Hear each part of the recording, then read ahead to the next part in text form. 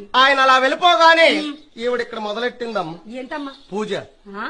పూజ ఆహా పతిరథి కదా ఆ. పూజ చేసుకోవాలి మరి పూజ చేస్తాను ఆవిడ పూజ చేస్తుంటే దేవుళ్ళు వచ్చేస్తాను రమ్మ ఎవరు వస్తున్నారు దేవుళ్ళు దేవుడు రావడం ఏంటి మా పూజ దేని చేస్తారు దేవుడి కోసం దేవుడి కోసం పూజ చేసినప్పుడు దేవుడు రాడా రాడు ఊరుకో రాడుగానే ఊరుకా రాడంటే నువ్వెప్పుడు పూజ చేయగల నేను ప్రతిరోజు పూజ చేస్తాను తెలుసా ప్రతిరోజు ప్రతిరోజు పూజ చేస్తాను నీ పూజకి దేవుళ్ళు రారా ఆహా.